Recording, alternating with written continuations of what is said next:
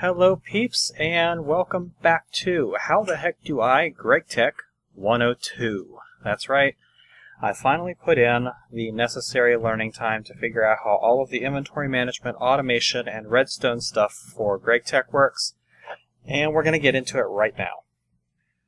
So, I have examples set up for all of the machines here, and over here I have examples set up for all of the Redstone stuff, and then over here we'll get to this in a bit. So, the first thing we're going to do is we're going to handle the inventory management stuff. Now, it should be noted, first of all, that Gregtech does add its own item transport pipes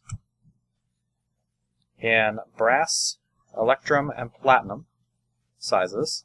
Also large brass, large platinum, and large electrum. It also adds in its own fluid pipes, bronze, steel, stainless steel, and tungsten steel. And then it also adds in large versions of those. Stupid cat. Also adds in large versions of those. Along with this, it also adds in various modules. The two that we're going to need to know about for this are the conveyor module and the pump module. Now, these modules allow Gregtech machines, or Gregtech pipes, to function. Think of these as kind of the Redstone engine on the wooden pipe for Buildcraft. So if we have, for example, a Gregtech quantum chest, actually we'll get a couple of each. We put a Gregtech quantum chest there, and we put one there, and we get some cobblestone. We load that with cobblestone, and then we get ourselves... Actually, let's get ourselves a chest. It's easier to see in that. And then we get ourselves an item pipe. We'll just use the brass one, doesn't matter. And we put the item pipe on here, and we put the chest on here. Well, nothing's going to happen because there's no way for this chest to actually put stuff into the pipe. There's nothing telling it to do that. However, if we put a conveyor module on the side of this, and we put the item pipe on there, now there is something telling it what to do. Same thing can be done with the quantum tank. Let's give this some water. Just give it a stack of water cells. And we'll just give it like 13 water cells, it's fine. There we go. And we get a fluid pipe.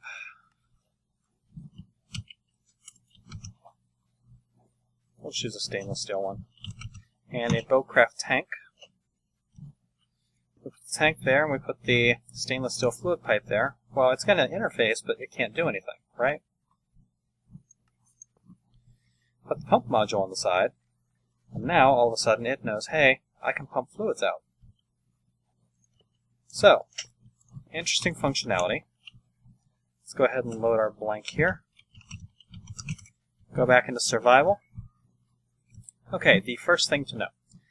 Almost all of these machines that we're going to talk about today require power from industrial craft, and they almost all run on low voltage. So here, I have an AESU that's providing 32 EU per tick to the outline. Mr. Hiss, stop.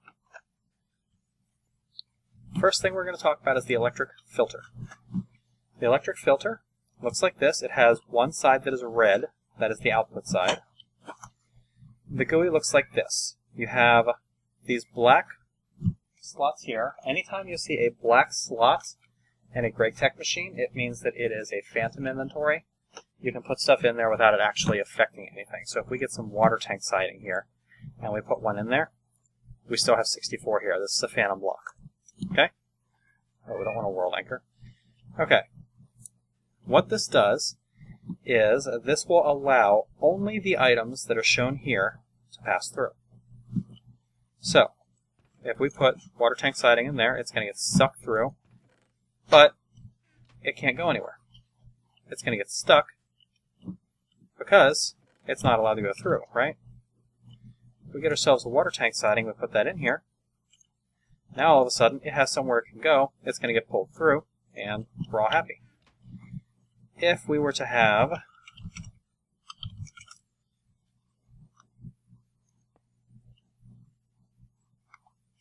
a chest off to here, and we were to get rid of this, now if we put the water tank siding in here, it's going to get sucked through. It's going to come down to here, but it's going to go to this chest instead. Why? It got to the filter, and the filter said, well, I can't do anything with this, so let's pass it on to the next available inventory. Right there. Alright? Pretty easy. Does require power. Not terribly useful, but there are some uses for it. Electric type filter works almost exactly the same way, except for the GUI here, you can select different types. Instead of specific blocks, you can select all of a certain type of block, for example, ores. If we get ourselves, I prefer using NEI's thing to load anything up.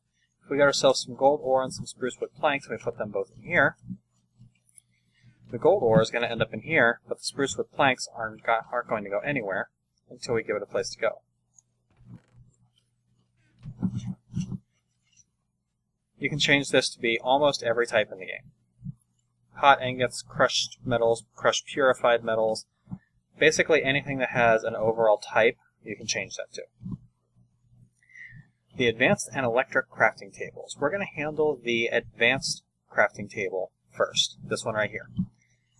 It works kind of like a regular crafting table, except it also has the functionality of a charging bench and a project table from Red Power, if you remember those, built in as well. Up here, you have some different storage slots. Here is your crafting interface. So if we get ourselves some wood planks, and we do this, that's going to tell it to make chests. Now, we can pull the chest out. These are real blocks here, so we can pull that chest out if we want. Or, we can do this, and we can put that on there.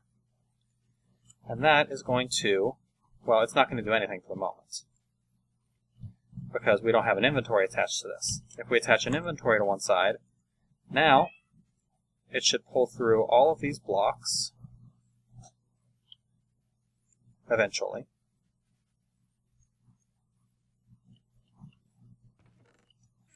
Making a liar out of me. Anyway, you can pull multiple items out. That's the idea behind it. I could have sworn it could also export items, but maybe you have to have something special on there to do that. Can't remember. It also does act as a charging bench. So if you get yourselves a rechargeable battery and drop it in one of these slots up here, it will charge. And it also adds in, this button here moves everything into there. Maybe that's how you get everything out. I don't know. I'm not exactly sure what this button does. I haven't been able to figure out what it does, so I'm going to skip that. This crafting table will also accept fluid inputs. So if we got ourselves a fluid duct, and if we get ourselves, for example, some water, and a creative tank, and we put that here, put this here, give it some water, get ourselves a crescent hammer, give that a whack. Now it's going to pour water into the internal tank in here. It doesn't hold a whole lot, but it's enough. Now, if we get ourselves an empty bucket, and we put it in the slot up here, it's going to fill. But that's not all. If you use a recipe that requires a bucket, for example, if we put in the recipe for a coolant cell, and then we have a bucket sitting up here, it is going to allow you to pull this out, and it's going to empty this bucket to refill this one.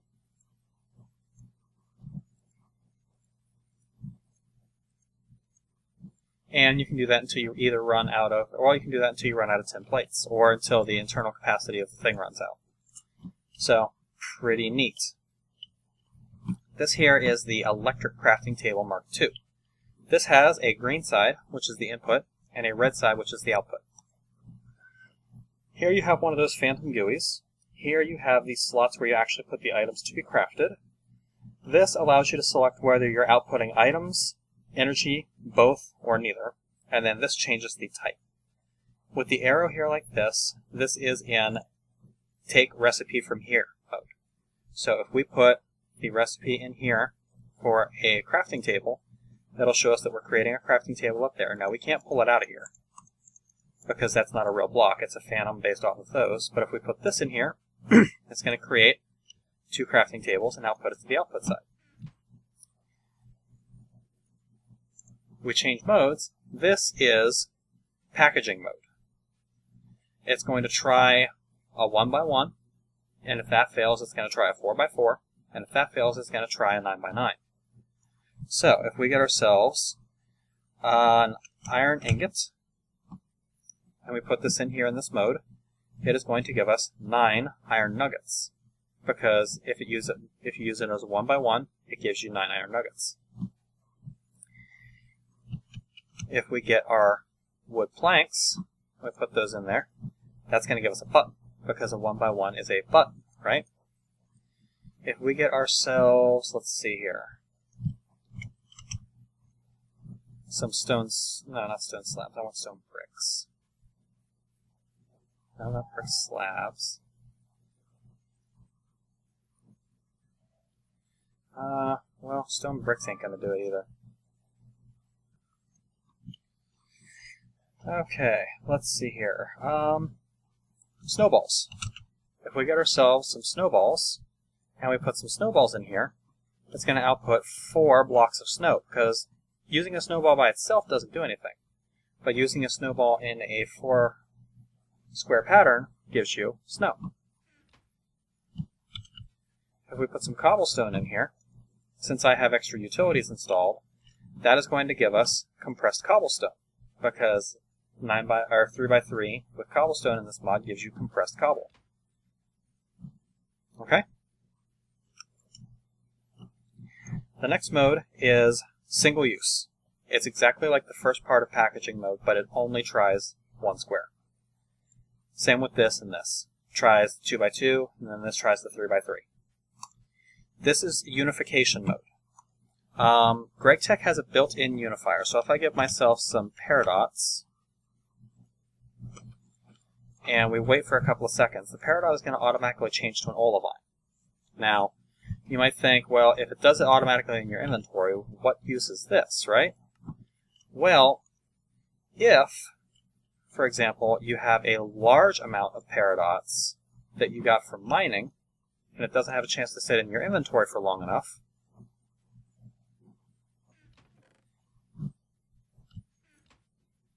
then this here, once it actually feeds these in, now it happened almost too fast to see it, but, well, it just changed right in my inventory. But there, you could see it changed into the olivine almost instantly as soon as it hit the table here.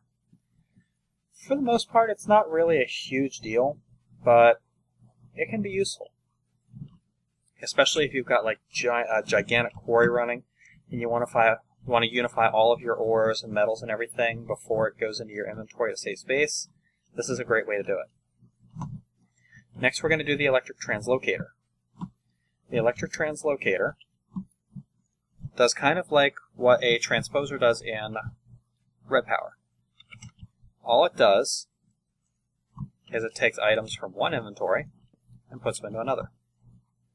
Let's give ourselves a bunch of chestnut wood. And you can select which items are allowed to pass here. By default, if there's nothing in there, it should allow everything to pass. Or maybe you have to invert the filter. Yeah, you have to invert the filter. Or, no, you don't. By default, if there's nothing in there, it will allow everything to pass. But if you put something in there, now it will allow that item to pass, but it won't allow anything else. If we invert the filter, now it will allow everything except for that to go through. So you can use this to control what items are allowed to go into an inventory. Again, not terribly useful, but not bad. I could think of some uses for it. The advanced translocator is kind of the same way, except now you have these side buttons here. What does that mean? Well, let's give ourselves a chest, put the chest there, and then let's get ourselves a furnace. And put the furnace right there. We're going to put some charcoal in the furnace. We'll put this in here. The translocator is going to say, okay, well, there's charcoal in that chest. I'm going to pass that through. And it's going to go into the bottom slot of the furnace. Say we have some charcoal in the bottom of the furnace, and we don't need to load the bottom. We need to load the top, because we want to burn some wood to make charcoal, right? Well, this button here allows you to specify what side of the inventory it's going into, it gets inserted into. So by selecting top here, up, and dropping the wood in, now when that gets pulled through, it's going to go into the top slot of the furnace, and everything's good. You can also specify which side of this side you want to pull it from. So if we were pulling charcoal out of the side of a furnace to put into the bottom of this one, we could select one of the cardinal directions. The electric sorter works kind of like the filter we saw before, but this has two possible output sides. There is a red and a blue side. The items that come into here, if they match what is in the phantom slots here, they will go to the blue side, which you can control using this here. If they do not, they'll be passed through to the red side. So let's give ourselves some oak planks and some spruce wood. We're going to specify oak planks are allowed to go to the blue, and oak wood is to go to the red. Put these in here. The oak planks went to the blue because they're in the filter. The spruce wood went to the red because it is not.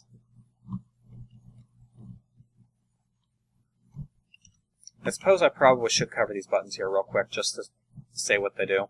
This here allows you to choose whether or not you're going to output power to the output side. If it's clicked in, or if you click it, it'll say emit energy to output side, don't emit energy. This lets you control the redstone behavior based on whether something is in there or not. Emit redstone a slot contains something, it's talking about this. So if the system gets jammed somehow, it will now output redstone, or don't emit redstone, and this allows you to invert the behavior. So with this clicked, it's going to output redstone unless there's something in the slot, and then it's going to stop. The electric type sorter works almost exactly the same way, but using these ore blocks. Now, the GUI for this one isn't quite as nice as the electric type filter down there, but they're still pretty self-explanatory. That's gems, that's nuggets, that's dusts, or small dusts. You get the idea. Other than that, the functionality is exactly the same. The small and large electric buffer. Basically, what this does is allows you to put an item into the inventory, which will be inserted into the connected inventory as soon as there is an opening. So let's give ourselves a crap load of spruce wood. And we're going to fill this chest, right? Now we're going to fill this chest. And it's going to start pulling all of the spruce wood out of here. It's going to fill up the buffer slot here. It's also got some waiting in reserve here. And the instant a slot is produced in this chest, it's going to fill it. That's what that does. The large buffer does the same thing, but instead of having one slot, it has a regular chest size slot. So a 3x9, 27 items, instead of just one. So, that is the small and large buffer. Over here, I forgot to label what this thing is. Oh, this is just the large buffer. Same thing, but with a larger slot. Now we get to the advanced buffer, and you'll notice I have a nuclear reactor here. Well, that's because the advanced buffer gives you better control over where you're going to put things. Now, with a simple thing like this, let's say we're going to use uranium. And I want to get myself the hazmat stuff so that I don't die while I'm demonstrating this.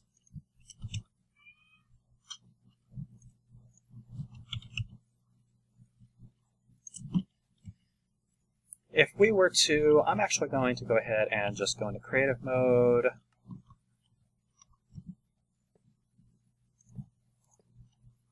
And we're going to get a small buffer here real quick.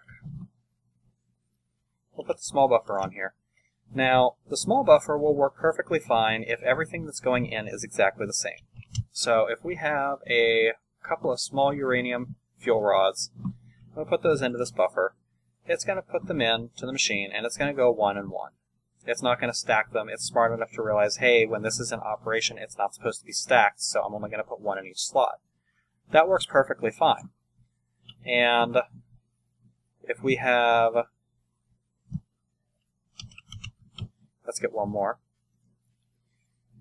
If we have 3 of them in here, it's going to put 2 of them in, it's going to hold 1 in reserve, and then as soon as one of these depletes, we can have an ME system or something pull it out, and then it's going to automatically refuel itself. And that works perfectly fine. But what if you have 1 single and 1 dual fuel rod in your setup? Aha! Now this isn't going to work because you could potentially end up accidentally putting a dual fuel rod here if this fuel rod burns out first and this buffer is the first one to respond. Not good. So you don't use this, you use the advanced buffer. The advanced buffer, we'll put it on there, and we'll get rid of this, allows you to specify a slot to put the items into. So here, if we want to put our single fuel rod into this slot and our dual fuel rod into this one, start here, count 0. 0, 1, 2, 3, 4, 5, 6, 7. Skip this one because it's not a real slot. 8, 9. We want to put the single fuel rods into slot 9. 10, 11, 12, 13, 14. We want to put the dual fuel rods into slot 14. Now, if our single rod burns out,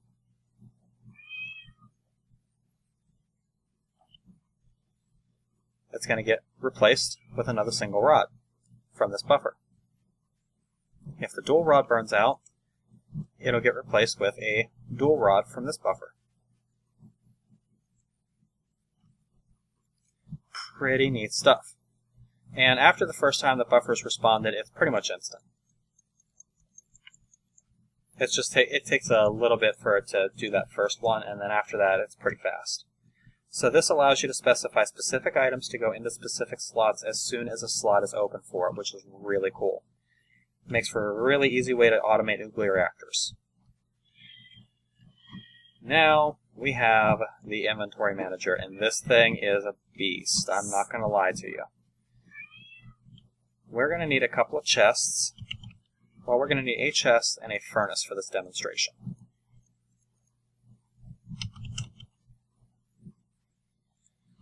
The interface on this is a gigantic mess of sides, arrows, and colors, and all of this nonsense. Oh my. Stop it. Now, by clicking these buttons here, you can change the colors of these slots here, which allows you to tell it which sides you want to interact with. Notice B is bottom, T is top, green, N, north, blue, S, south, cyan, west, and east. So, for this one, we're going to have one side pointing at the north here, which we're going to have a chest. And then on this side, we're going to have it interacting with, cyan on the south. Alright? This allows you to specify which slots you are going to interact with. So on the blue side, chest, we're going to interact with pretty much any slot. We want to be moving wood. We want it to go into the top slot of the furnace. So we are going to specify wood, and you actually do have to specify the amounts that you want to transfer. No. 1 spruce wood, and then the green arrow means that you are going to be putting it into the inventory. The red arrow means you're taking it out. We're going to specify spruce wood is allowed to come out of the blue inventory. Spruce wood is allowed to go to the cyan inventory. Okay? If we put spruce wood in here now,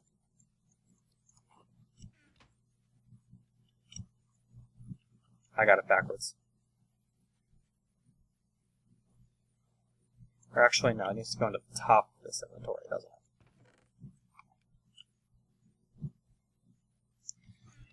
Or I've got it backwards.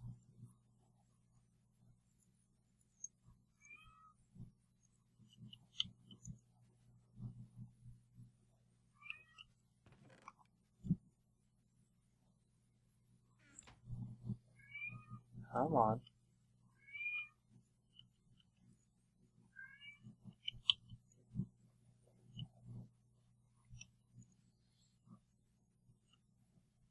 Okay, we've got a bunch of spruce wood in here because it doesn't know where it's supposed to go.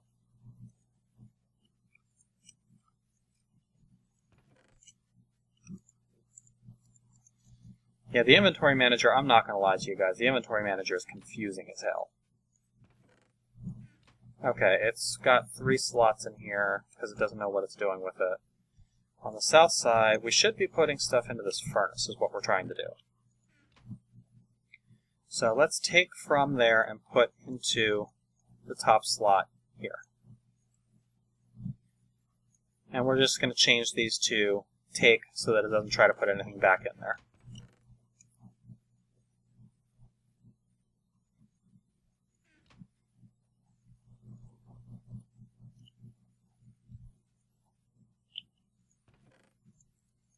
Any day now. Maybe it's backwards.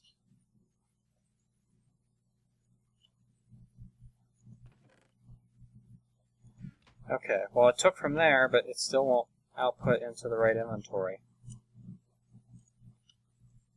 Oh, that's because it was already full. Okay, that makes sense. Alright, so let's put our 1 spruce wood back in here. Let's clean this inventory out, and then we'll see how it works. Put the spruce wood in.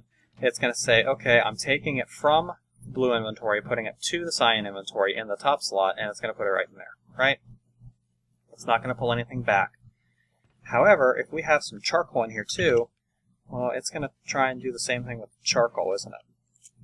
Because it doesn't know it's not allowed to move charcoal. These other slots are wildcards. It'll move anything. So, fill those slots with something that is never going to end up in this chest. For example, let's see. We're going to choose, it doesn't really matter. We're going to choose gravel. And here we're going to put gravel, gravel, gravel, gravel. Now, the charcoal will land in this inventory. Or, no, the charcoal will not land in that inventory because now it knows, hey, I'm not supposed to pull this out. Let's automate this a little further. We're going to set this to the cyan side, or to the cyan side. We're going to set this to the north side, and we're going to say, okay, I am allowed to take out of the east side charcoal, not 64 of it, please. I'm allowed to take charcoal out of the east side and put it into any slot on the blue side. Now I am also allowed to take out of the blue side and put it into the bottom slot of the cyan side. And we're going to leave that as charcoal. And then we're going to put gravel in here. Now, we put charcoal in here. What's it going to do? Well, apparently nothing. Let's put the charcoal in here. That'll get the charcoal cooking. And it pulled a bunch of charcoal out and put it all in here.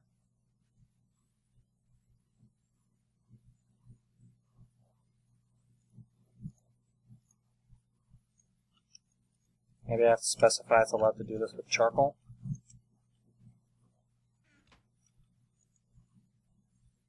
Okay, it's got 2 charcoal there in reserve. It can't really do anything with it because it's already loaded up. Yeah, the inventory manager, I'm not going to lie to you guys, it is confusing as all get out. We can specify, let's specify it's supposed to go on the top of this inventory.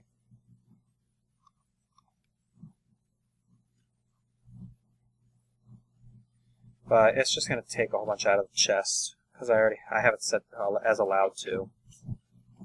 That was my fault.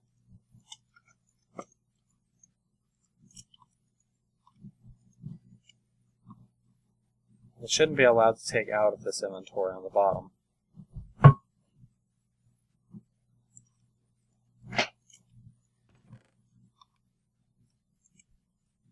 Okay, 56 in there. We want it to go from... Oh yeah, we want it to go from this inventory to this inventory, so that's right now. So the inventory manager allows you to manage inventories by taking stuff out of one inventory and putting it into a specific slot on a specific side. It's a little wonky. I can't really think of very many situations where this would be really useful. Feel free to experiment with it though, because I mean I can see the potential if the GUI was just a little less weird. Moving on. The electric item cleaner. Or clearer. Fans of Red Power will remember that there was an item in Red Power called the transposer, which basically sucked up everything in a 3x3 area in front of it. It was useful for making drop mob traps because you could just have the mobs drop on top of the transposer and suck all the items in and everyone was happy. Well, when Red Power went away, that meant the transposer did too. Well, the electric item clearer here should really be named the electric item vacuum because it does the same thing. In a 3x3 area in front of it, it will spend a little bit of energy to vacuum the items into the yellow slot and put them into the red slot. Pretty neat. Great for making mob traps, great for making anything where you could have stuff dropping in front of this and you need to suck it back into inventories. Really awesome. Tesseracts. Tesseracts are, well, Tesseracts should be familiar to pretty much everyone because of Applied Energistics, right? It has its own Tesseracts. Well, Gregtech has them now too, and it's this item here. This is the Tesseract generator. This is the part of it that you have to connect to the power. This is basically the transmitter that allows you to transmit stuff from one inventory to another. This isn't a two-way. This is only a one-way. So, Tesseract generator here, the buttons on the front here, these are not mistakes. These are not by some random choice. This is how you change the channel. Let me just grab one here. If you right-click the minus sign, you change the frequency by -1. Right-click the plus slide, you change it by +1. Shift right-click. Well, shift right-click, I guess, does nothing. But this Tesseract here is set on frequency 1. In the chest here, we have 56 diamonds.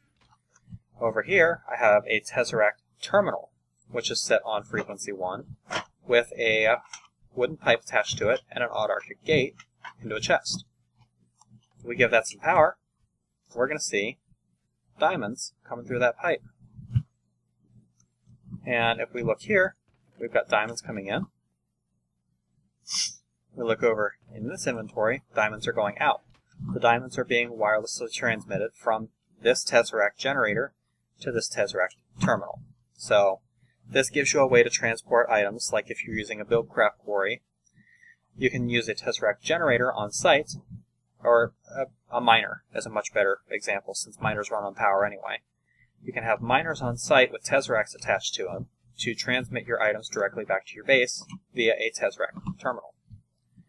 And you can set the frequency to whatever you want. When you set it to a frequency that a Tesseract generator is on, it's going to tell you it's connected. So if I change this to frequency 2 and then change this to frequency 2, now it's connected again. And if I put the diamonds back in here, we should see the diamonds getting transmitted across here again because the frequencies once again match. The advanced regulator. This is probably my new favorite block now that I know what it does. The GUI is right here. Let's go ahead and just kill this out for the moment so I can explain what this is. This is storage slots. This is where you can store some items. This is phantom slots. This is where you tell the thing what it is allowed to pass through. These are slot numbers, kind of like the advanced buffer over there. However, this area here will also take the number of items that are allowed to transmit through. So, for example, let's do a hopper. Let's get ourselves some empty cells.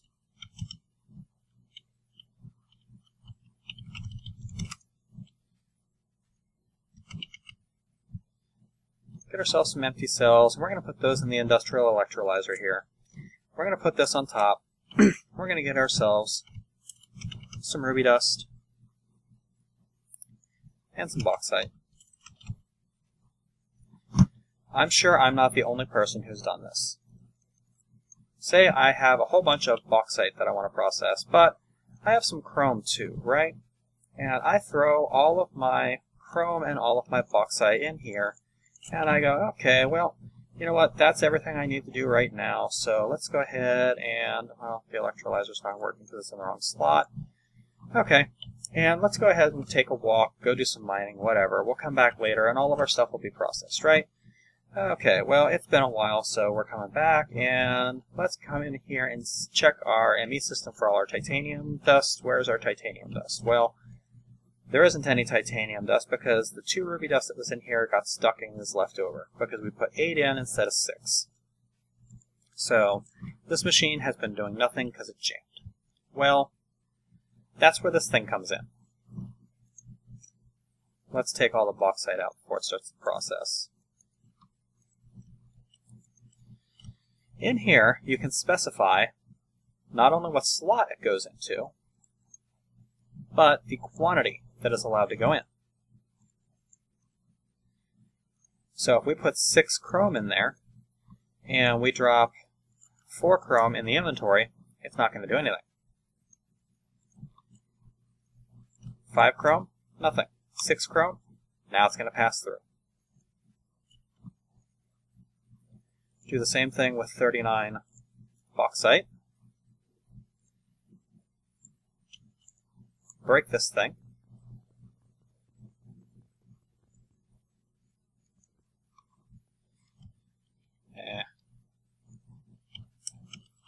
Easier to just get a new one. Drop this on here, or you can connect it to an ME system or whatever you want. And now you dump all of your stuff in here, and it's going to load the slots in here, and it's going to start transmitting the stuff through, but only in the quantities you specified. Insufficient energy line. Yeah, I knew that was going to happen. It's only getting 120 ADU per tick, but you can see what it's doing. That was the last machine we needed to demonstrate anyway. So this allows you to specify the quantities that are passed on. It also allows you to specify which slot each one of these things goes into. So if I have a recipe that requires a certain amount of 2 different types of thing, you can specify, okay, well, the stuff that is in this section is only allowed to go into slot 0, whereas the stuff in this is allowed to go into slot 1. The stuff in this is allowed to go to slot 4, whatever you want to do. Really nice way to control where stuff goes into your inventory. That is going to take care of all of the automatic processing and inventory management for Gregtech. Now, we're going to go do the redstone in this episode as well. This won't take nearly as long. So, over here, we have a basic setup for all of the Gregtech blocks. This here is a redstone lamp. It does exactly what you think a redstone lamp does. You give it a redstone signal, it turns on. How amazing. you can use spray cans, not regular dyes. It has to be the spray cans of dye, like the gray or the lime or whatever. You can use those to give color to all of the blocks. This here is a button panel. Now, the button panel by default has 16 buttons in the front. The one in the upper left corresponds to 0, 1, 2, 3, 4, 5, 6, 7, 8, 9, 10, 11, 12, 13, 14, 15. And if you push a button on the back side of this panel, you're going to get a pulse of the same strength of the button you push. So if we push this, it's a pulse of strength 1. Only this redstone is going to activate, which means only that lamp is going to light up. Push 2, now the first 2 are going to light up. Push 3, now we get the first 3 lighting up, and so on and so forth. By default, this thing will only activate in pulses. If you get yourself a redstone machine controller and apply it at the top, now the buttons will stick on wherever you pushed.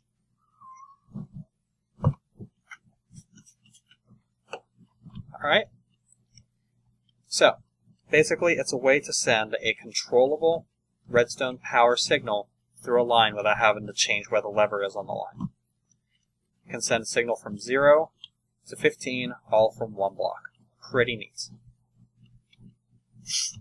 I saw something somewhere, I haven't actually tested this yet, that said that you can change the button appearance by right-clicking with a screwdriver. Oh, that's interesting.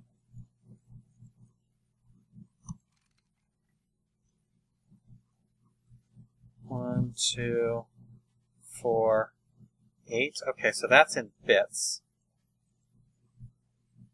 That lets you activate by bits. So this is bit 1, this is bit 2. If we click both of these, it's bit 3, or the number 3. If we click this one, that's 8, 9, 10, 11. Yeah, that's neat. That's a cool mode. And then here you get numbers, or here you get hex. So 0, 1, 2, 3, 4, 5, 6, 7, 8, 9, A, B, C, D, E, F. And then here you're back to the regular old standard buttons. This is a redstone scale, and then this is a redstone display. Let's go ahead and put this on here to make this easier to demonstrate. This gives you an analog readout of the strength of the redstone. So there's 1, there's 2, there's 3, there's 4, and so on all the way up to 15. This is a redstone display, which does kind of the same thing, but on a digital scale. The red light means it's getting a redstone signal of some strength. The gauge over here tells you how strong. If it's getting a full strength signal, the light turns green. As compared to 14, where the bar is full, but the light is red. Pretty neat. This over here is a redstone circuit block. Now, unlike all of the other blocks over there, this requires you to have some sort of redstone, or some sort of power going into it. This one also has an output face, which is exactly opposite from where you were standing when you placed the block. So I was standing here when I placed this block, which means facing away from me is where the output face is going to be. By right-clicking this with a screwdriver, you can change the faces. By default, you'll have a face like this. Let's actually go and demonstrate on this. By default, you have faces like this on all sides.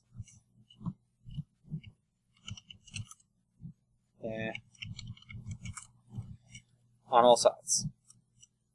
By right-clicking it with a screwdriver, you change it to either a white or a red panel. White panel prevents all access. This blocks everything. Right-clicks, power cables, and redstone signal transfer. If it's red, it will not prevent a cable from connecting, but it will still block interface and redstone transfer. If you need to take the panel off, right-click it with crowbar. Now it'll accept anything again.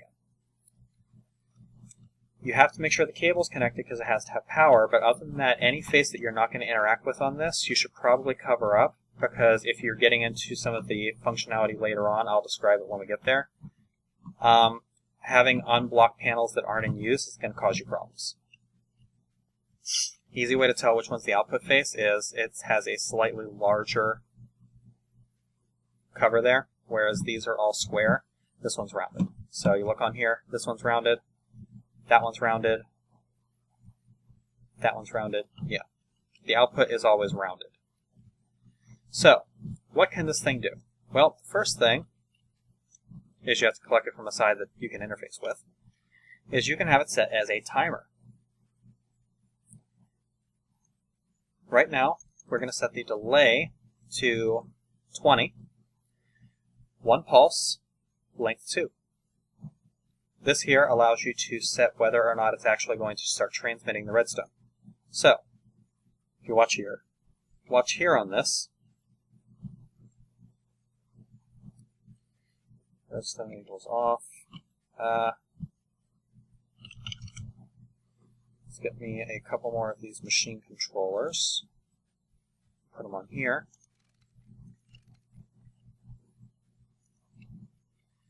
We turn that on, and nothing's going to happen. Turn it off, and still nothing's going to happen. Is this out of power? No.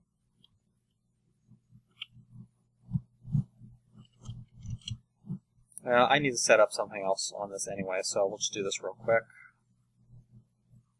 Need a redstone controlled lamp and some redstone. So 1, 2, 3, 4, 5, 6, 7, 8, 10, 11, 12, 13, 14, 15, and you can see it pulsing now. It just wasn't activating the GUI there. We'll put the repeaters on here. We'll put the redstone lamps there. We're going to put one more piece of redstone and one more repeater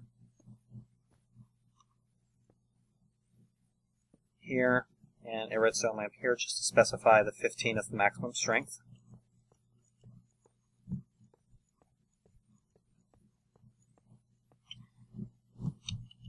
And we're going to spray every other one black, because A, I didn't have a black one over there, and B, I want to have something that's going to make it easier to tell how far our signal's going.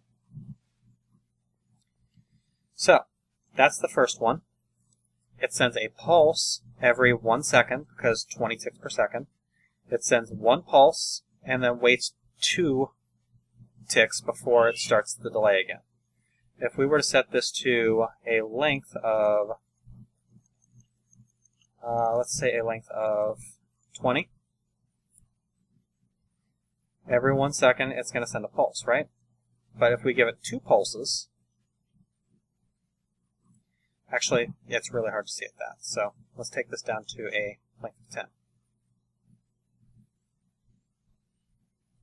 It's going to send 2 pulses, then it's going to wait a second.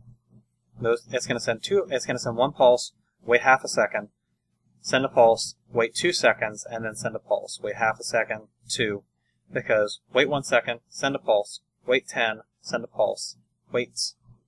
That was the second pulse. So go back to here, wait 20, send a pulse, 1, wait 10, send pulse 2, go back to here. We set this to send 10 pulses,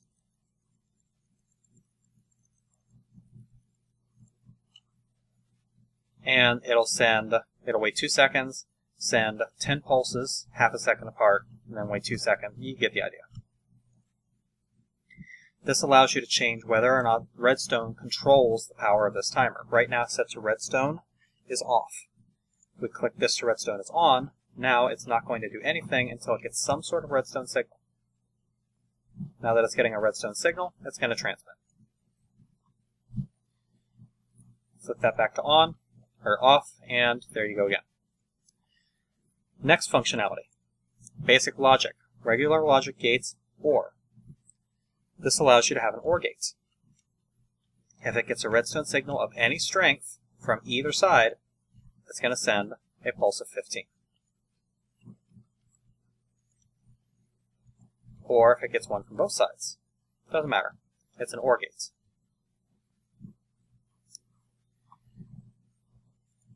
No, back. NOR means neither or. So if either one of these is pushed, it'll stop transmitting. This is where you want to be careful about your circuits being exposed. Let's give ourselves a crowbar and let's take the panel off of the side. What do you think is going to happen?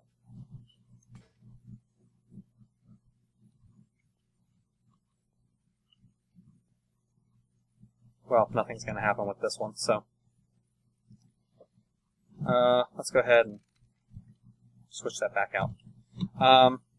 Yeah, nothing's going to happen with this one. Let's get one that is going to have an effect. And with this one, it has to get a redstone signal from both sides to send anything. We click this button, nothing happens. Click this button, nothing happens. Click a button on both, now it lights up. We take the panel off of this side. Oops, I didn't mean to do that. That's going to be really difficult to see.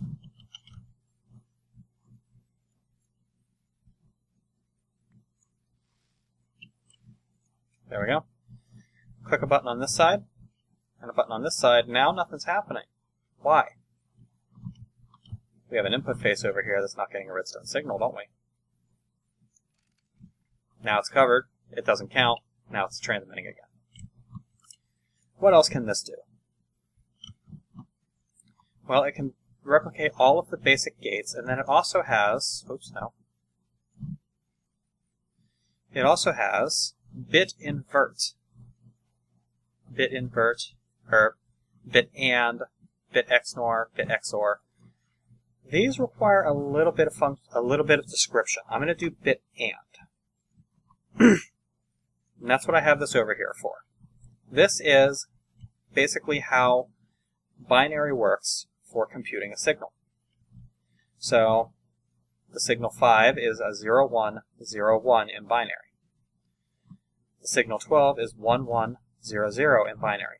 So let's set 1, 1, 0, 0 and 0, 1, 0, 1. If we do an AND functionality across all of these, first bit we have true false, so that's false. Second bit we have true true, that's true. Third bit false false is false. False true is false. So if you take 12 and 5, you get 4. 1, 2, 3, 4, 5, 6, 7, 8, 9, 10, 11, 12, and 1, 2, 3, 4, 5 is 4.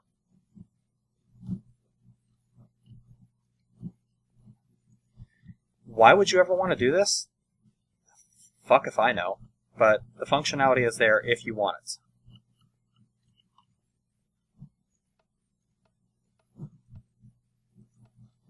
What else can this thing do? Well, this thing can also act as a repeater, which delays a redstone signal by a configurable amount. Let's configure this to delay by 1.5 seconds. We send a redstone signal of strength 2. Well, it's going to send a full strength redstone signal no matter what. We send a signal, 1.5 seconds later it sends the signal. Pulsar. Limits and then lengthens. Length 1, redstone out highest. The length is how long of a pulse it's going to send. Let's set it to 30. Let's set it to 40. Redstone out highest, or you can set a specific amount. With redstone out highest, it's going to send a pulse of the same strength that it gets. So, if we pulse this with strength 2, it's only going to send a strength of 2. No matter how long this stays on, it's only going to stay on for 2 seconds because we limited it to a length of 40. If we set this to redstone out 15, and we send the same pulse, now it's going to send a pulse of 15 for 2 seconds. Because we told it length of 40, 2 seconds, redstone out 15. It can also work as a redstone meter. which checks the boundaries. If it gets an input, it's going to check the strength of that input, and if it's between the lower and upper boundaries, then it'll send the redstone signal. So let's set the lower boundary to 12, and the upper boundary to 13. Redstone out 15. We come over here, well, we've got 2 clicked, right? 0, 7, nothing's happening. We click 12, all of a sudden something happens. We click 13, something's still happening because it's still within our bounds. 14, not so much. So this allows you to check for a redstone signal of a specific strength and then take an action based on that strength. By inverting, you can change the behavior to output unless it gets something in that range. And the redstone out, you can change to be whatever power you want. You can even change it to 0. I don't know why you would, but you can.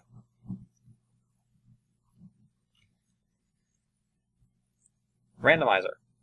You can set a delay here. We'll set it to a 30 tick delay, so every 1.5 seconds, it's going to change the redstone output to something between 0 and 15 at random.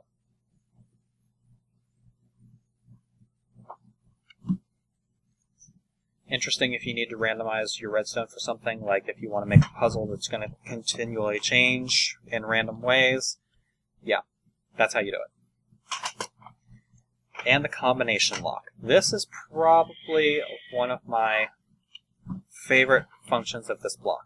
Let's break this, put the crowbar, or put the cover on there, and let's remove the cover from the top of this. Okay? Now, we're going to watch here what happens when we set the powers. We're going to set power 0 to 5.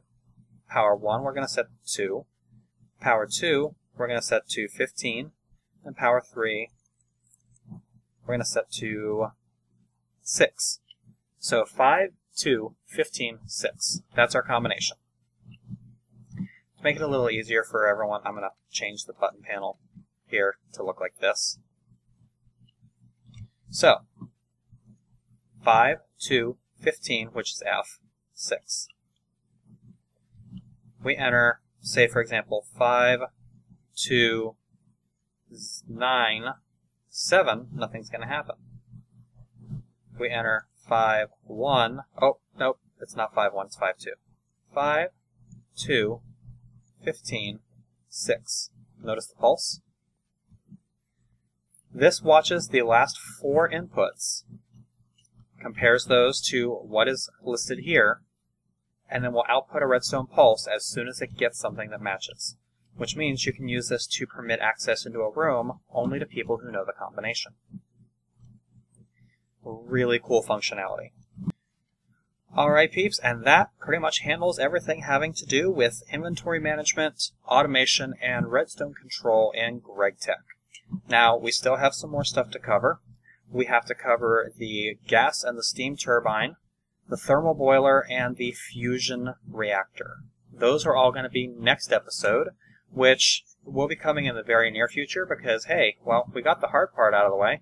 Now we get to do the fun stuff. So, catch me in a couple of days for Gregtech 103. Hopefully, everybody who watched this was able to learn something about this. And now you can start using these things in your Gregtech builds because now you understand how they work. Definitely the regulator is one of my favorite things. The advanced buffer is amazing too. The redstone control circuit over there, that's a pretty neat little toy. I'm going to be using that for some of my builds.